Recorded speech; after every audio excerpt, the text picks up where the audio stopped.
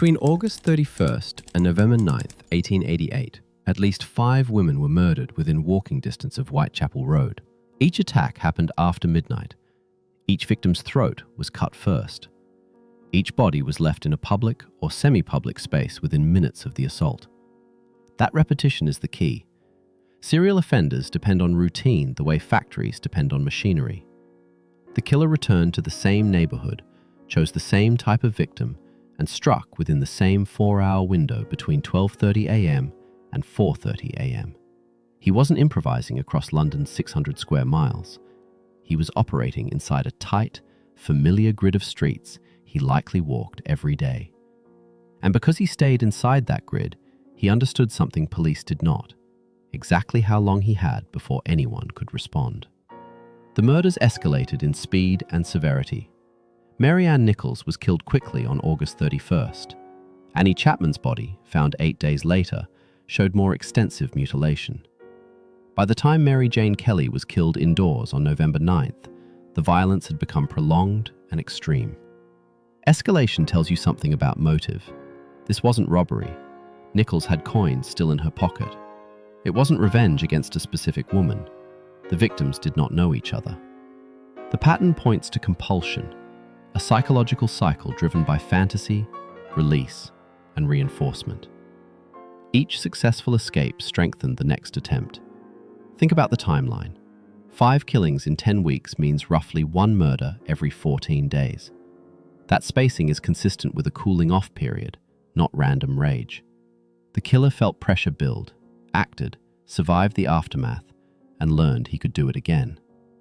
The fact that he kept getting away wasn't just fortunate, it became fuel. Every canonical victim was economically desperate. Each was sleeping in common lodging houses that charged 4 pence per night.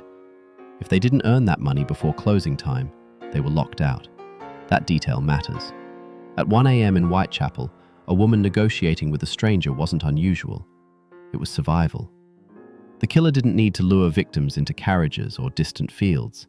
He simply offered coins in dark corners off Commercial Street or Hanbury Street. The interaction looked ordinary. When a witness saw Annie Chapman speaking to a man at 5:30 a.m., nothing seemed alarming. When Elizabeth Stride was seen with a man holding a small parcel at 12:45 a.m., no one intervened. The killer operated inside behavior that was socially invisible. He didn't hunt in isolation. He hunted inside routine poverty. Medical testimony estimated that most attacks lasted less than 10 minutes.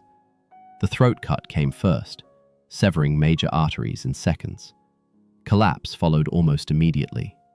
Only after silence did mutilation occur. That speed defeated the policing system of 1888.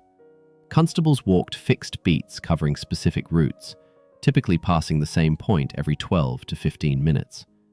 If a murder occurred just after an officer turned a corner, the killer effectively had a quarter of an hour before the next patrol. No radios, no telephones on patrol, no flashing signals across districts. A whistle could summon help, but only if someone heard it within a few hundred yards.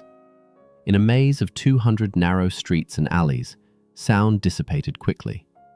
The killer wasn't outrunning police. He was finishing before they could possibly arrive. On September 30th, 1888, 2 women were killed within 45 minutes. One in Whitechapel, one in the City of London. That second location sat under a different police force with its own command structure.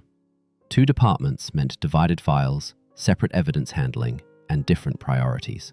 When a blood-stained apron fragment was found in Goulston Street at 2:55 a.m., officers debated what to do about a chalk message written nearby. By 5:30 a.m., it was erased to prevent unrest. No photograph was taken first. Today, that decision feels catastrophic. At the time, photography was slow, bulky, and not standard procedure for street crime. The killer benefited from institutional seams, the cracks between agencies, procedures, and egos. He didn't need police to be incompetent. He only needed them to be uncoordinated. Over 2,000 people were interviewed.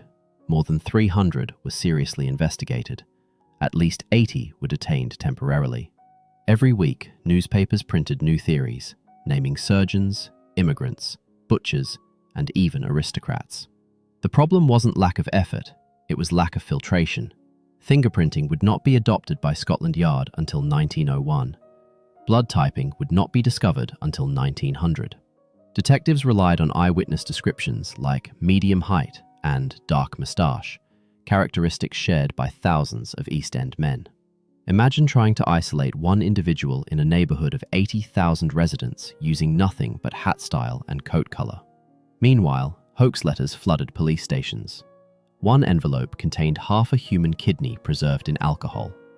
Detectives spent valuable hours analyzing handwriting that likely came from journalists seeking attention. The signal was buried under noise. The killer disappeared inside statistical probability. The simplest explanation is often the least dramatic. He kept killing because the structure around him allowed repetition. He kept getting away because nothing in 1888 could reliably connect crime scenes, preserve evidence, or track a suspect across districts. Each murder reset the investigation almost to zero. When the killings stopped after November 9th, the system had no way to follow him beyond Whitechapel. If he moved to Manchester, Liverpool, or New York, no centralized database would link patterns. If he was arrested for theft under another name, that information would sit in a local ledger book. In a city of 5 million, anonymity was easy. In a slum of 80,000, anonymity was easier. He wasn't a ghost. He wasn't a criminal mastermind operating above the law. He was a man who understood the rhythms of his environment. Patrol intervals, social invisibility, technological gaps, and exploited them repeatedly. He kept killing because nothing immediately stopped him, and he kept getting away because the world he lived in simply wasn't built to catch someone like him.